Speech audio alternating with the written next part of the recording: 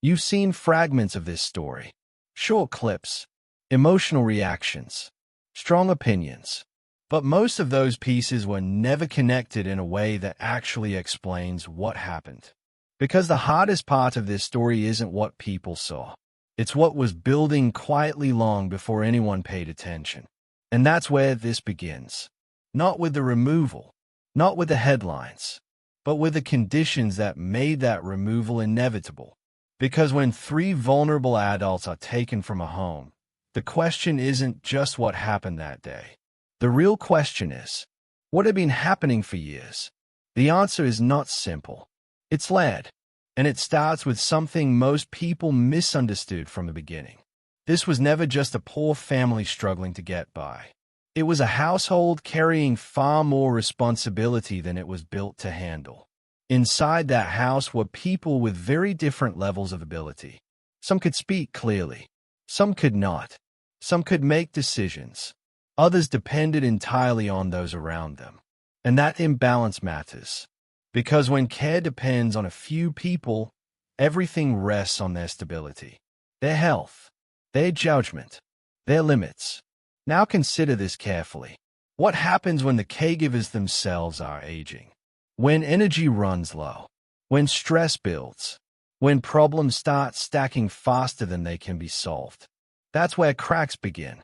And those cracks don't show up all at once. They appear slowly, in routines that become harder to maintain, in small things that stop getting fixed, in decisions that get delayed, in problems that get tolerated instead of solved. From the outside, none of this looks dramatic. There's no single moment where everything collapses. Instead, it becomes a pattern of strain. And over time, that pattern becomes visible, not to the internet, but to the systems designed to watch for it. Because here's something most people overlook. Intervention doesn't start when things look bad on camera. It starts when professionals begin seeing risk. Risk that continues. Risk that increases. Risk that stops being manageable. And in this case, that risk had multiple layers. The first layer was environmental. The house itself, not as an image, but as a living condition. A place where daily life was happening. Where people ate, slept, moved, and existed every day. When professionals assess a home, they don't just see clutter or poverty. They look at safety, stability, sanitation, and consistency. Is the space safe to move through? Is it clean enough to prevent illness? Is it structured enough to support people who rely on routine? If the answer starts shifting toward no, that becomes a concern. Not immediately, but progressively. Because one issue can be managed. Multiple issues create risk. And risk over time becomes danger. Now at the second layer, care dependency. Three individuals who require consistent, structured support. Not occasional help. Not informal care. Structured, reliable, ongoing. That means monitoring health, managing hygiene, maintaining routine, recognizing changes in behavior, and responding correctly when something goes wrong. That kind of care isn't simple. It's continuous, and it requires stability from the people providing it. So now the picture becomes clearer. A home under strain, caregivers under pressure, dependents requiring constant attention. That's not a crisis yet, but it's a system under load. And systems under load don't fail suddenly. They weaken. Now here's where things begin to shift. Because a third layer enters the situation. External pressure, attention, visitors, people coming in, people observing, people interacting. And this changes everything. Because a system that was already strained now has to absorb something new. Unpredictability, different people, different expectations, different levels of understanding. And for individuals who rely on stability, unpredictability is not neutral. It has effects, behavioral effects, emotional effects, stress responses. And those responses don't always look obvious. They can appear as agitation, withdrawal, confusion, changes in routine, But to trained observers, those changes mean something specific. They signal instability, not necessarily harm, but disruption. And disruption, over time, becomes risk. Now step back again. At this point, you have three overlapping conditions: a declining environment, dependent individuals, increasing external pressure. Individually, each can be managed. Together, they become something else, a system reaching its limit. And that's the moment most people never see, because it doesn't happen in public.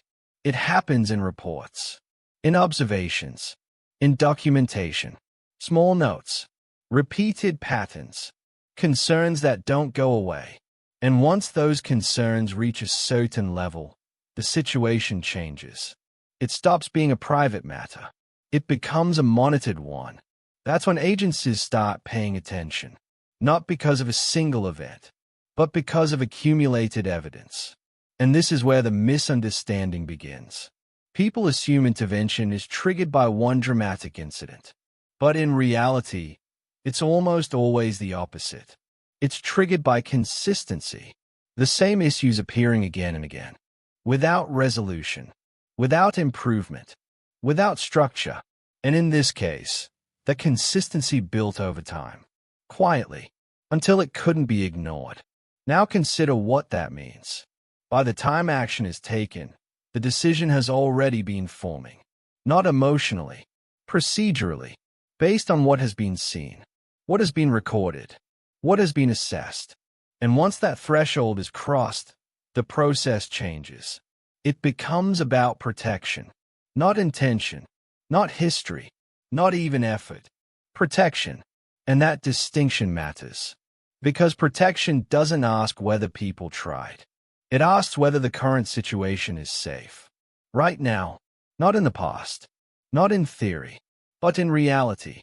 And when the answer becomes uncertain, intervention becomes possible. Not guaranteed, but possible. And once it becomes possible, the system begins preparing for it. That preparation doesn't happen overnight. It builds, step by step, until one day, it moves forward. And when it does, it feels sudden, even though it wasn't. It was a result of everything that came before. And that's where this story truly starts. Not with removal, but with the slow, quiet accumulation of risk that made removal the only option left. Comment below. Do you think situations like this should be addressed earlier? Or is intervention only justified when things reach this point? If part 1 was about how the pressure built, then part 2 is about something far more difficult to face. What that pressure actually looked like in real life. Because it's easy to talk about risk in general terms, it's much harder to understand how that risk shows up in daily moments. Small moments, ordinary moments, the kind that don't go viral, but matter the most. Start with something simple. Routine. For most people, routine is invisible. You wake up, you eat, you move through your day without thinking about it. But for someone who depends on structure, routine is everything. It's stability. It's safety. It's how the world makes sense. Now imagine that routine becoming inconsistent. Not disappearing completely, just shifting. Meals at different times. Sleep disrupted. Noise increasing. New faces appearing. Conversations changing tone. That doesn't seem dramatic. But for someone who relies on predictability, that's disorienting. And disorientation doesn't always look like distress. It can look like confusion, restlessness, withdrawal, changes in behavior that outsiders misread. And this is where one of the biggest misunderstandings happens. People assume behavior reflects personality, but often it reflects environment. If someone becomes more agitated, it doesn't always mean something is wrong with them. It can mean something around them has changed. Now layer in another factor. Communication. Not the kind most people think about. Not full sentences. Not clear explanations. But limited expression. Partial communication. Signals instead of statements. That changes everything. Because when someone cannot clearly explain discomfort, the responsibility shifts. It moves to the people around them. They have to notice, interpret, respond, and that requires attention, consistency, and experience. Now imagine that responsibility being carried by people who are already overwhelmed, already tired, already dealing with multiple demands at once. What happens then? Things get missed. Not intentionally, but inevitably. A small issue isn't noticed. A behavior change is dismissed. A symptom is delayed. And over time, those small misses accumulate. That's how risk grows. Quietly, without a single obvious failure. Now consider hygiene. Another word people often reduce to appearance. But in reality, it's about health. Skin condition, infection prevention, comfort, dignity. Maintaining hygiene for independent adults is manageable. Maintaining it for dependent individuals is different. It requires effort, time, physical energy, and consistency. If any of those begin to slip, the effects aren't immediate. They build, gradually, until they become visible. And when they do, they indicate something important. Not just that hygiene declined, but that the system supporting it is weakening. Now at nutrition, food is not just about eating. It's about regularity, balance, monitoring intake. For vulnerable individuals, missed meals or inconsistent nutrition doesn't always show right away. But over time, it affects energy, behavior, health. And again, the pattern matters more than the moment. One missed meal is nothing. Repeated inconsistency becomes something else. Now take all of this and place it inside a single environment. One house, one system, one structure holding everything together. And that structure is already under strain. Now introduce something new. Attention, not controlled, not structured, unpredictable attention. People coming and going, different interactions, different energy, different expectations. This changes the environment in a way that's hard to measure but easy to feel. Because now the space is no longer just a home. It becomes a place of activity, movement, uncertainty. And for individuals who rely on stability, that matters more than most people realize. Because stability isn't just comfort. It's regulation. It keeps behavior consistent. It keeps stress manageable. Remove that stability, and responses begin to change. And here's the key point. Those changes are often misinterpreted, viewed as personality, viewed as how they are, instead of what they actually are. Responses to environment. Now imagine professionals observing this. Not once, but repeatedly. Seeing patterns, noticing changes, documenting inconsistencies. At that point, the situation is no longer informal. It becomes assessed. And assessments are not based on emotion. They are based on criteria. Is the environment stable? Is care consistent? Are needs being met reliably? If the answer starts shifting, even slightly, that matters. Because the standard isn't perfection. It's safety. Now consider supervision. 3 vulnerable individuals, each requiring attention, each requiring awareness, each requiring response. Supervision isn't passive. It's active. It means noticing when something is off, responding quickly, preventing escalation. And that becomes harder when the number of responsibilities increases, or when the caregiver's capacity decreases. Now bring in another factor. Aging. Caregivers getting older. Energy levels dropping. Physical strength declining. Cognitive load increasing. That doesn't remove care, but it affects consistency. And consistency is everything in these situations. Because inconsistent care creates unpredictable outcomes. And unpredictable outcomes create risk. Now think about this from a systems perspective. Not individuals. Systems. A system is stable when all parts function reliably. If one part weakens, the system compensates. If multiple parts weaken, the system strains. If enough parts weaken, the system fails. Not dramatically, but gradually. And that's exactly what was happening here. Not a collapse, a slow decline, across multiple areas. Environment, routine, supervision, communication, care capacity, each one slightly affected, but together, significant. Now here's the part most people don't consider. By the time outsiders notice, the system has already been declining for a while. Because decline doesn't announce itself. It blends into daily life, until someone trained to recognize it steps in. And when they do, they don't just look at what's happening now. They look at patterns, history, trajectory. Is this improving, staying the same, or getting worse?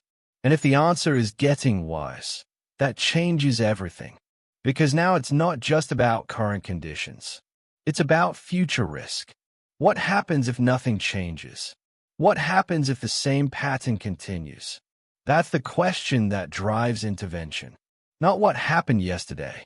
What is likely to happen next? And when that projection becomes concerning, action becomes more likely. Now add one final layer. Responsibility. Not moral responsibility. Functional responsibility. Who is responsible for maintaining safety? Who is responsible for managing care? Who is responsible for ensuring stability? If those responsibilities are clear but not being met consistently, that becomes a critical issue. Not because of intent, but because of outcome. And in systems like this, outcome is what matters most. Because vulnerable individuals don't experience intent. They experience conditions.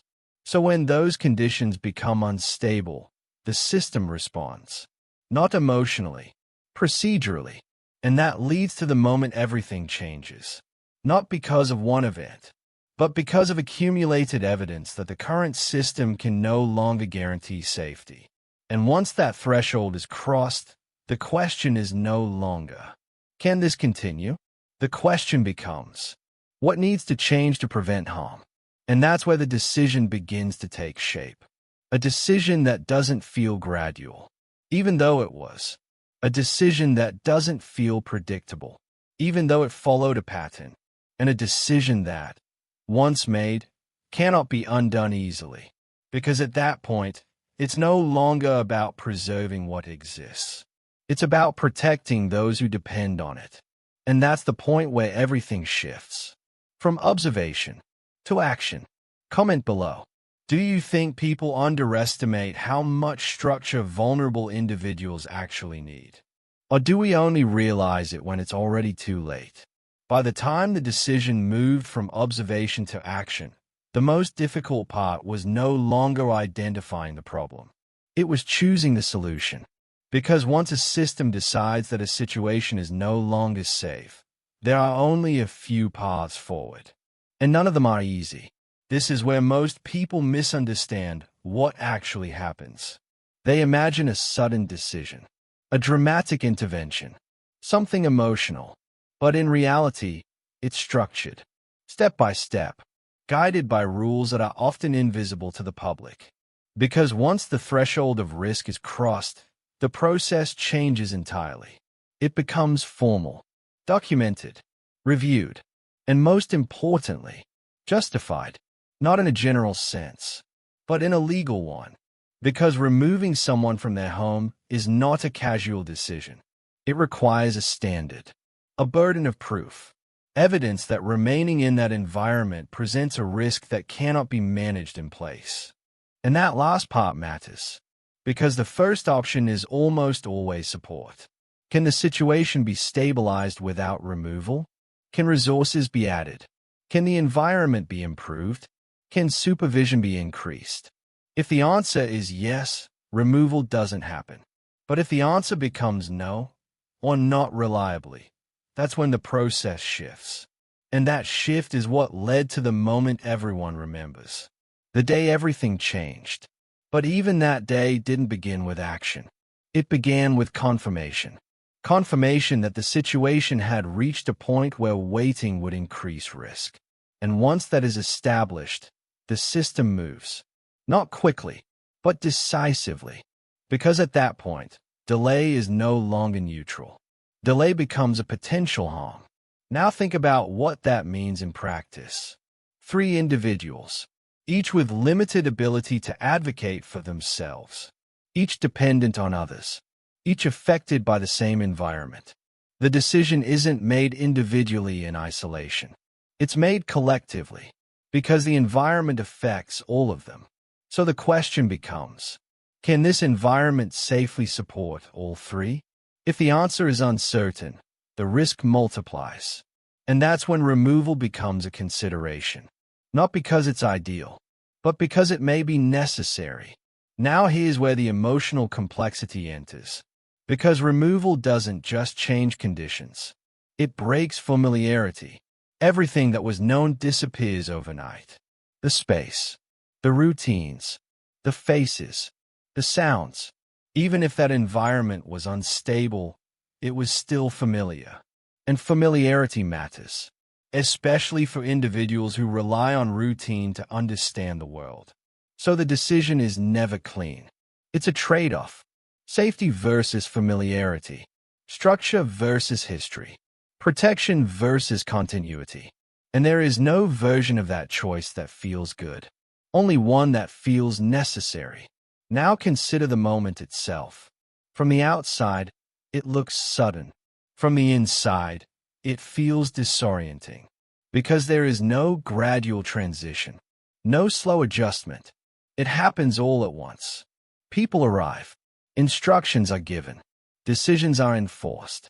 And within a short period of time, everything changes. That's not because the system wants to be abrupt. It's because once the decision is made, consistency matters. The transition has to be clear, immediate, and controlled, because uncertainty during that moment creates confusion, and confusion increases risk.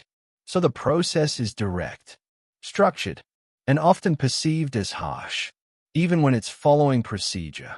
Now think about the individuals being removed. They don't experience this as a policy. They experience it as change. Sudden change. And for people who rely on predictability, sudden change is overwhelming. Not because they understand the reasoning, but because their world has shifted without explanation they can process. And that's where the hidden cost appears. Because even when removal is justified, it still creates disruption. Emotional disruption, behavioral disruption, adjustment challenges. And those don't resolve immediately. They take time. Now consider the caregivers left behind. From their perspective, the moment feels entirely different. It feels like loss, not in a symbolic sense, in a real one. People who are part of daily life are suddenly gone. The structure of the household changes instantly, and the role they held, caregiver, protector, provider, is no longer active.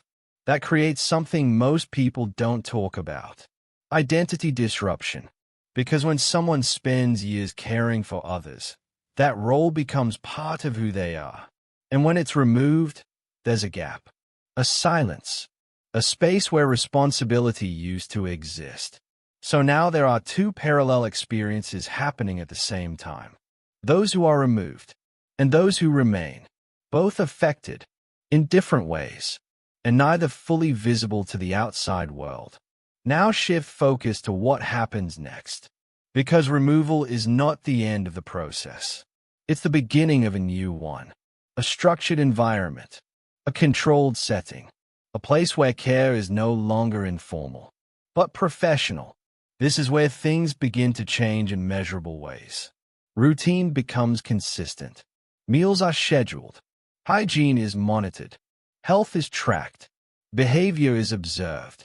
Everything that was previously dependent on individual capacity is now part of a system. And systems create stability. Not perfectly, but predictably. Now here's something important. Improvement doesn't happen instantly, because adjustment takes time, especially after disruption.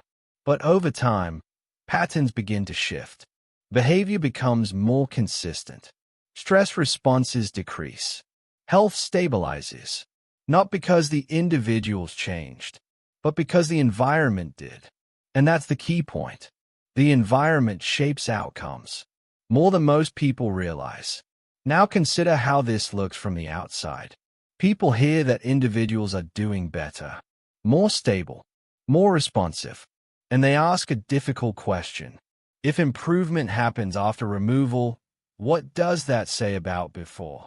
That's not an easy question to answer, because it's not about blame. It's about capacity. What was possible before versus what is possible now. And those are not the same. Now add another layer. Oversight. In a structured setting, everything is documented. Every change, every issue, every response. Nothing is left to assumption. And that creates accountability, not just for outcomes, but for process. If something goes wrong, it has to be addressed. If something changes, it has to be recorded. That level of oversight didn't exist before, not because anyone refused it, but because it wasn't built into the environment. Now it is, and that changes everything, because care is no longer dependent on individual ability. It's supported by a system. Now return to the central question. Why did this happen? Not in a single sentence, but in reality. It happened because multiple factors aligned. Environmental strain, care limitations, increasing instability, observed patterns, and a threshold that was eventually crossed. Not suddenly, but inevitably. And once that threshold was crossed, the system did what it is designed to do. Intervene, not perfectly, not without cost, but with a goal, to reduce risk. Now here's the part that stays with people. The emotional contradiction. Because two things can be true at the same time. The situation before was unsustainable, and the separation still hurts. Those don't cancel each other out. They coexist. And that's what makes this story difficult. It doesn't offer a clean resolution. It offers a necessary one. And those are not the same. Now think about what this means moving forward. The individuals removed are now in a different environment. One built for consistency, for monitoring, for care, and over time, that environment will shape their outcomes. But the story doesn't end there, because what remains is just as important. The house, the caregivers, the place where everything began. Because removal doesn't erase what's left behind. It changes it, and that change creates new questions. Questions that don't have immediate answers. What happens to the environment now? What happens to those who remain? What happens to the story once the most visible part is no longer visible? Those are the questions that come next. And they matter just as much as everything that came before. Comment below. Do you think removal should be seen as a failure of the system, or as the system finally doing what it was supposed to do? After the removal, the story didn't end. It changed direction. And that change is where the real complexity begins. Because once Timmy, Lorraine, and Ray were placed into structured care, the focus shifted away from crisis and towards something quieter, outcomes. Not dramatic outcomes, not instant transformations, but gradual, measurable change. The kind that doesn't go viral. The kind that only shows up over time. Reports began to reflect something supporters didn't expect to hear. Stability, consistent meals, regular hygiene, medical oversight, predictable routines. And with that came something even more important. Reduced stress. Not eliminated, but reduced. Behavior became more consistent. Agitation decreased. Responses became easier to interpret. And for the first time in years, their condition was being monitored by people trained to recognize subtle changes. That matters, because for individuals who cannot clearly say what's wrong, observation becomes their voice. And now, that voice was finally being heard. But while one part of the story moved toward structure, another part moved toward silence. The house they left behind didn't disappear. Betty and Larry remained in the same place, with the same history, but without the daily responsibility they had carried for decades. And that created a different kind of reality. Not chaos, not crisis, but absence. A house that once felt full now felt empty. A routine that once revolved around caregiving now had gaps. And those gaps are not easy to fill. Because when care becomes identity, its removal leaves something behind that isn't physical. It's emotional. And that's where this story becomes difficult to reduce to a single conclusion. Because two truths now exist side by side. Three individuals are safer, more stable, and better supported than before. And two caregivers are left facing the weight of everything that changed. So what does this story actually mean? It means intervention is not a clean solution. It doesn't fix everything. It redistributes the outcome. It protects those who are most vulnerable.